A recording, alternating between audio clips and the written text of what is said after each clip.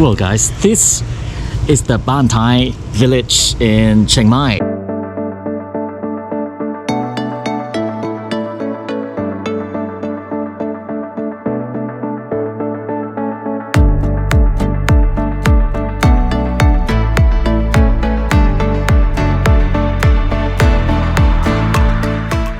G'day everyone, and thanks for tuning in.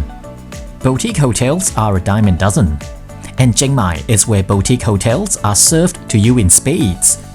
So let's click our red ruby slippers together and come along with me to explore one such establishment. And g'day guys, welcome back to one of my videos, and that's right, I'm coming to you from the largest city in northern Thailand. And this hotel that I'm staying in on my trip is the one you see behind me. It's called BanThai Village. It's located within walking distance from a lot of markets around here in Chiang Mai, so this is the perfect location to be. There are also a lot of restaurants and cafes around here as well. It kind of reminds me a bit of Bali actually. Yeah, so follow me and take a walk through this hotel and let's see what it's like. Let's do this.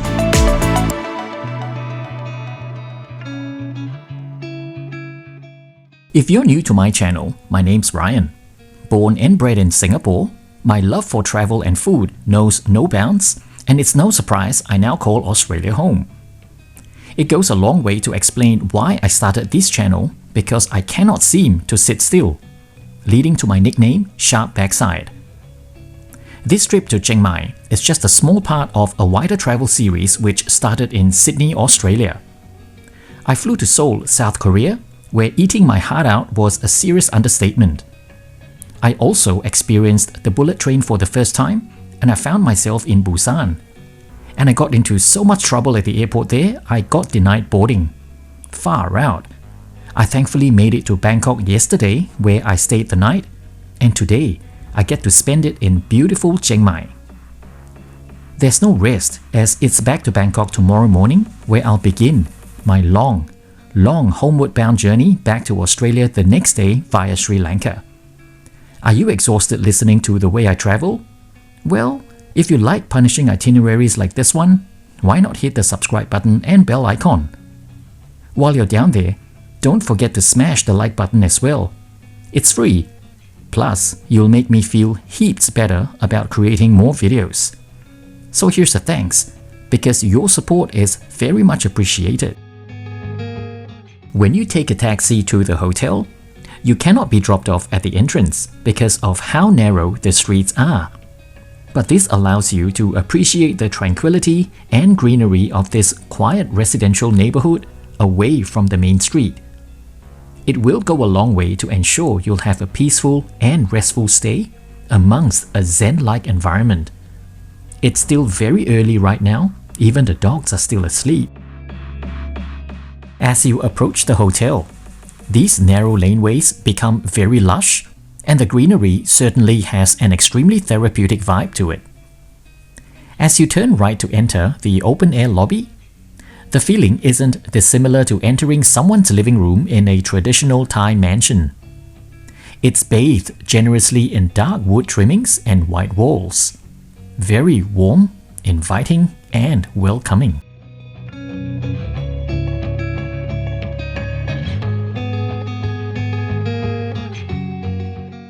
This hotel is separated into two wings. Immediately out of the hotel lobby, you enter the courtyard of the main wing, and you can see all rooms look inwards into this relaxing scenery. As far as first impression goes, BanThai Village ticks all the right boxes. There's definitely an emphasis on communal interactions, which once again takes inspiration from a traditional Thai home, where a central courtyard is the nucleus of existence. This outdoorsy vibe takes advantage of Chiang Mai's perennial mild weather throughout the year.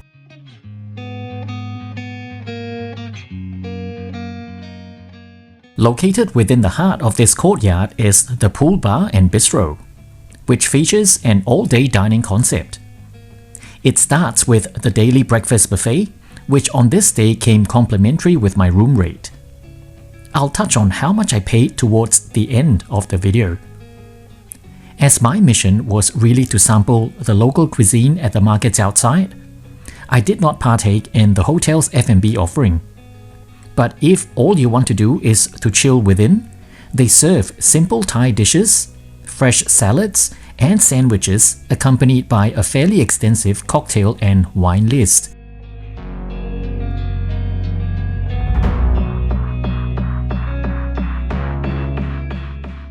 We're now walking away from the main courtyard towards the smaller wing, where my room is located.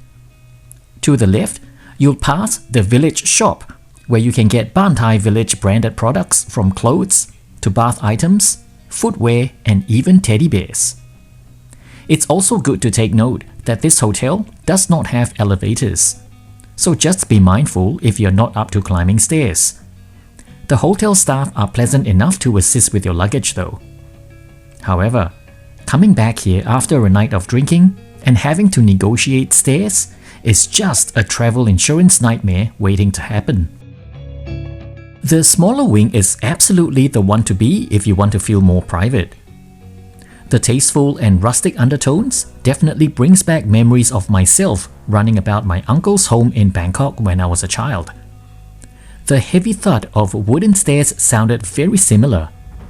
Just missing was the screech of my mother's voice for me to sit down or else. As the weather was forecast to be in the mid to high 20s today, this pool would be very welcomed later this afternoon. As you'll see, it's just a few steps from my room.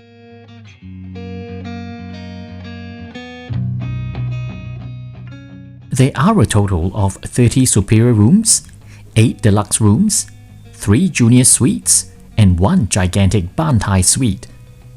The rustic theme continued in this superior room with one of my favorite flooring types, polished concrete.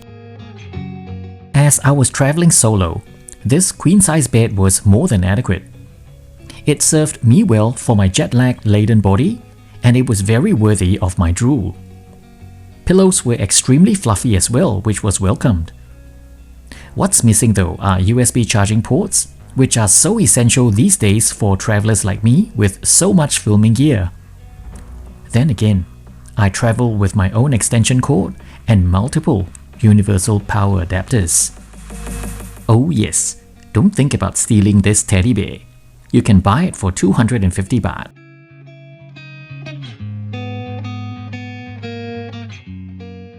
Tucked away here is a small table where I got a bit of work done. All power sockets were used for the TV and, strangely, a DVD player. Definitely feeling some Y2K energy here.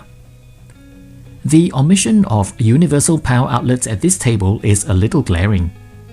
Time for an upgrade, I think. A small closet here holds within a safe and complimentary tea and coffee. I'm really unsure what you can hang in here though, as it's extremely shallow.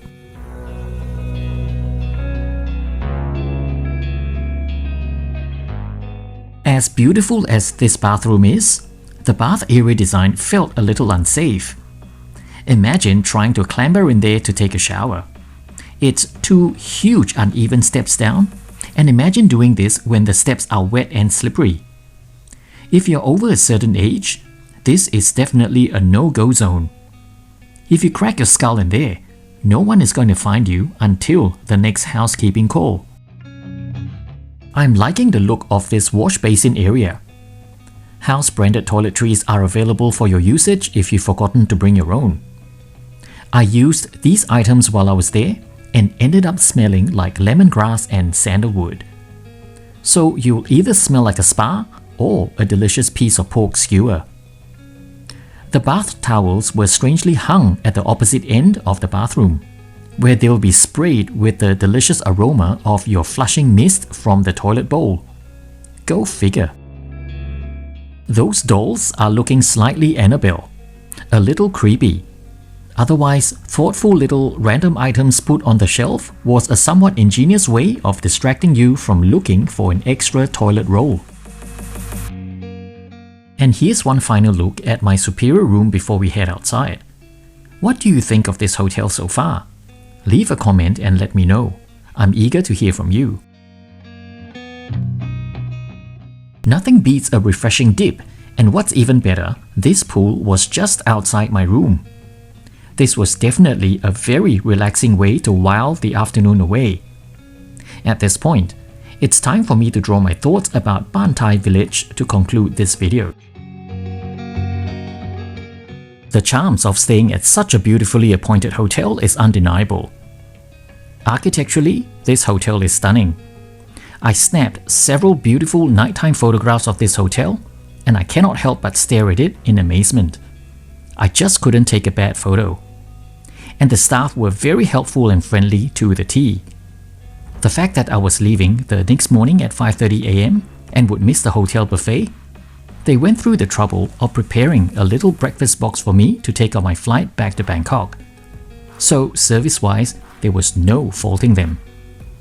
And here are the negative bits.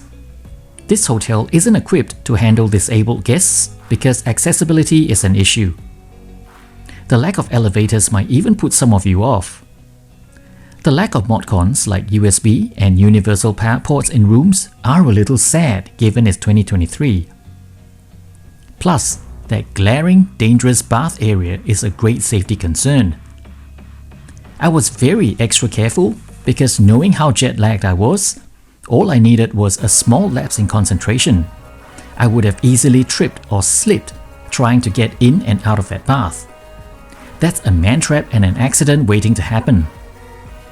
I booked this via Qantas Hotels and paid 120 Australian dollars per night and got 6 bonus points for every dollar spent.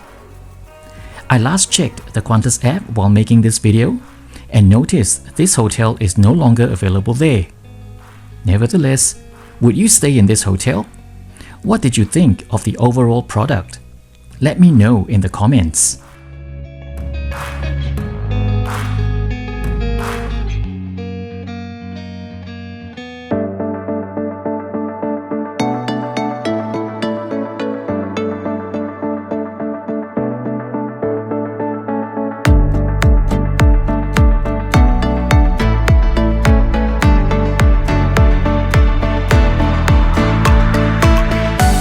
Well guys, this is the BanThai village in Chiang Mai. So it's a very rustic hotel, small little boutique hotel, very beautiful. And I love this sort of Thai inspired wooden houses. I mean, it kind of reminds me of a house that my uncle used to live in. Yeah, it pretty much looked like this, very dark wood and beautiful houses they have here in Thailand. Well, anyway, thanks for following me on my walk through this rustic little boutique hotel, and I've chucked details of my Instagram on your screen right now, so hit me up there, and then you can see where am I traveling to in real time. Of course, more importantly, don't forget to hit the subscribe and bell notification icon so you know every time I check myself into one of these beautiful boutique hotels again. Alright, so until my next video, take care all of you, and I will see you again. Bye.